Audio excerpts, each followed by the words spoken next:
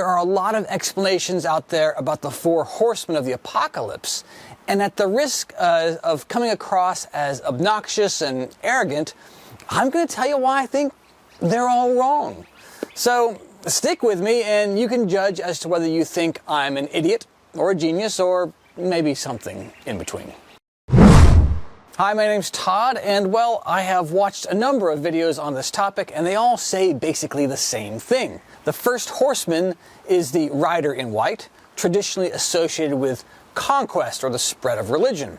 The second is the red horse, symbolizing war and bloodshed. The third is the black one, representing famine and economic collapse. And the fourth and final is the pale rider known as death, who brings about, well, death and destruction. You'll often hear them reduced to personifications of death, famine, war, and conquest. And key to it all is that they are going to be unleashed on the world. Folks, these aren't going to be happy times, right? But let's get into the biblical text. This scene starts in Revelation chapter 5, where there's a scroll with 7 seals. And we read, "And I saw a mighty angel proclaiming in a loud voice, 'Who is worthy to break the seals and open the scroll?' But no one in heaven or on earth or under the earth could open the scroll or even look inside it." A few verses later, we're told about a lamb with 7 eyes and 4 creatures, along with 24 elders singing a song saying, "You are worthy to take the scroll and to open its seals because you were slain. And with your blood you purchased for God persons from every tribe and language and people and nation. You have made them to be a kingdom and your priests to serve our God, and they will reign on the earth." So clearly the lamb is Jesus, right? You know, he's worthy, he was slain, and I think everybody agrees on this one. But notice that we don't take it literally that Jesus was a lamb with 7 eyes. And this is important because it's Jesus who opens the scroll. But since Jesus isn't literally a lamb, well, you know, maybe, just maybe that the horsemen aren't literal horsemen either. So I'm just going to put that out there for now. But let's focus on the fact that it's Jesus who's opening the scroll. So, do you really see him as unleashing death, famine, war, and conquest on the world? Because if so, I think you read a different gospel than I did. Because, in fact, there's a story where the disciples ask him if they should call fire down from heaven to destroy a village that did not receive them. Jesus says, "We came to save lives, not to destroy them." So again, you know, I'm asking, did Jesus unleash death, famine, war, and conquest on the world? You know, it sounds to me like that would be, you know, destroying lives. And, well, God doesn't change, though. And so if Jesus is God, well, how does this work? You know, it doesn't. It doesn't work. So now I get it. It's not good form for me to create a problem and not offer a solution. So if I think these interpretations are all wrong, what is it that the 4 horsemen of the apocalypse actually mean?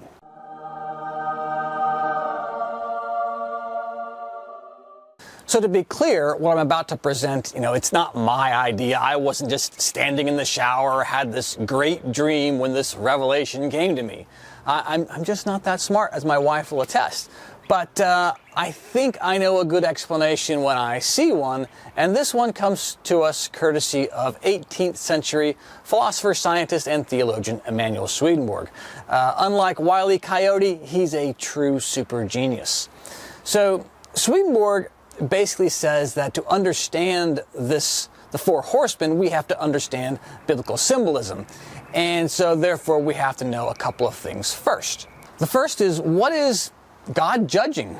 Everybody agrees that Revelation is a book about God making a judgment, but on who or what, and maybe most importantly, why? If we look through the Bible, the common thing that God is wanting is for us to do what he says, right? You know, this isn't hard. Adam and Eve, here's a paradise, there's one rule. Do this and things will be great. Abraham, move to this land and you will be blessed. And then, of course, there's the entire narrative of the Old Testament where God gives them 10 commandments plus, 603 other rules to live by. So what we see is what God cares about most is, do his chosen people actually live the way they are supposed to?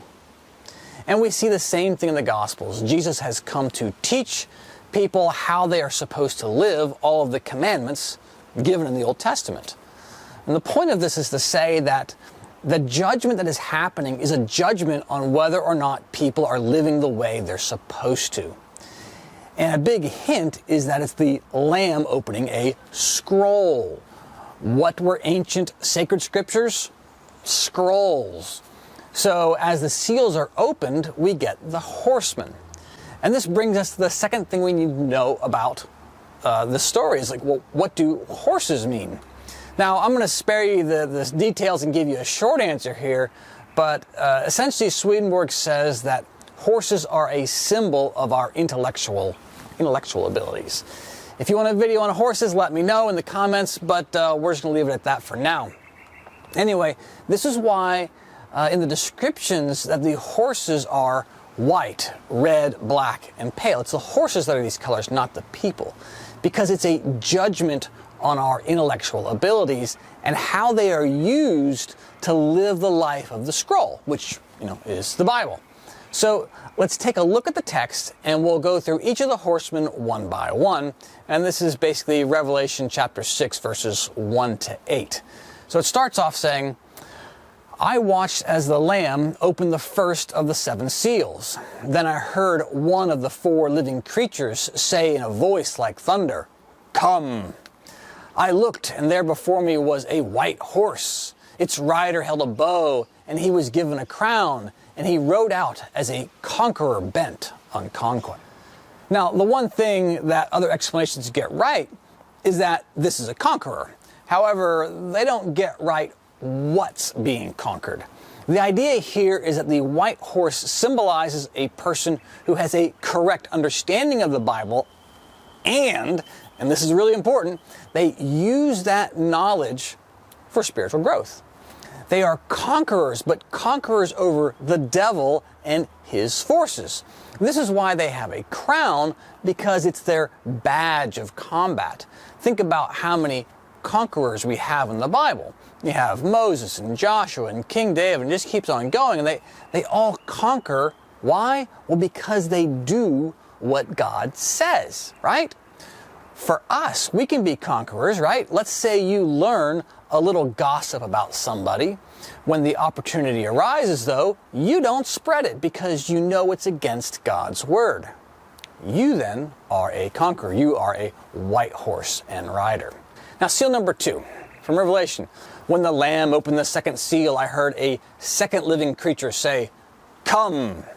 Then another horse came out, a fiery red one. Its rider was given power to take peace from the earth and to make people kill each other. To him was given a large sword. So the key to this one is that the horse is red, and well, red isn't a good thing. Says the guy who's wearing a red sweater. Get a little self-conscious about that now, because think about the red dragon later in Revelation, and hell has a reddish glow to it, and this is because there's no goodness present. Red is like a fire of hatred. So, well, what does hatred do? It destroys peace, right? You're not very peaceful when you're full of hate. So he's got a sword because the rider destroys God's teachings in order to justify his actions. Now, on to the third seal. When the Lamb opened the third seal, I heard the third living creature say, "Come." I looked, and there before me was a black horse. Its rider was holding a pair of scales in his hand. Then I heard what sounded like a voice among the 4 living creatures saying, "A quart of wheat for a denarius, and 3 quarts of barley for a denarius. And do not harm the oil and the wine, and do not damage the oil and the wine." So things are getting worse now. The black horse means that our understanding of the Bible is completely lost. we actually believe what the devil is feeding us. And having the scale in his hands ties into that statement about the wheat and barley for denarius, which it's not a lot of money, and is showing us that we have weighed God's teachings, and we think that, well, they're basically of little value. Conversely, in the New Testament, Jesus says that the kingdom of heaven is like a pearl so valuable, you'll sell everything you have to get it, right? But the black horse says, maybe it's a day's wages.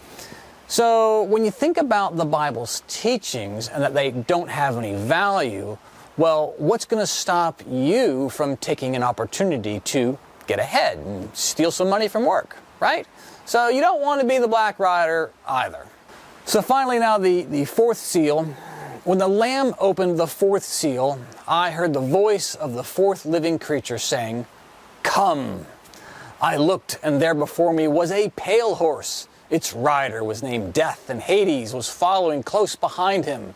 And they were given power over a fourth of the earth, to kill by the sword, famine, and plague, and by the wild beasts of the earth.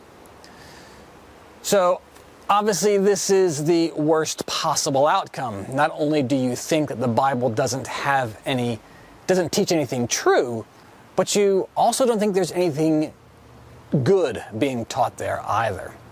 So as a result, you find yourself completely devoid of anything true or good, and this is spiritual death, folks. This is what results in going to hell. This is damnation.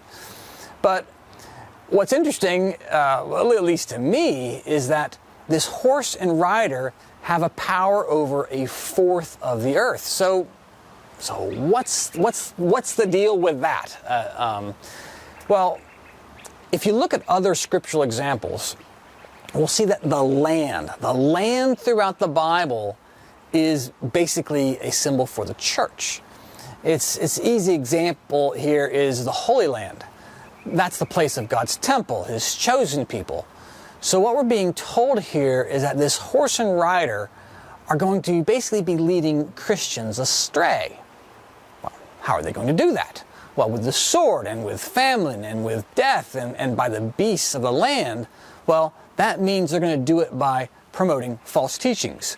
They're going to promote the enjoyment of evil. They're going to inflate our ego and allow the lusts of the body. So that's the fourth rider. Now, if you're still watching, and well, thank you very much for that, let's come back to the opening question. Considering what we know of Jesus' life, which version of the Four Horsemen of the Apocalypse makes the most sense? A version where Jesus unleashes conquering war, famine, and pestilence on us? Or a version where we are examined in regards to our relationship with God's Word? Do we think Jesus has changed from a God who doesn't want to destroy lives to one who does? I mean, what do you think? I mean, there you have it. This is a different take on the Four Horsemen of the Apocalypse. But let me know what you think of this idea, because I think it makes a lot of sense to use the scriptures as a means for conquering not only just the evil in the world, but the evil in our hearts. I don't know if I'm a white horse yet, but Lord, I am trying. So, thank you so much for watching. I do appreciate it very much. This is a screen that I'm looking at here, so I don't get feedback. So I do appreciate comments, likes, those kind of things. It helps motivate me, helps keep me feeling like this is a project worth doing. I appreciate those of you who in the past have sent over comments. It really does help, because if I'm actually talking to a live person, I can get some feedback and say, oh, this guy thinks I'm crazy, or maybe I'm making some headway with this person here. So anyway, that's all I'm saying. I appreciate it very much. As for now, that's it. All the best to you on your journey, and God bless.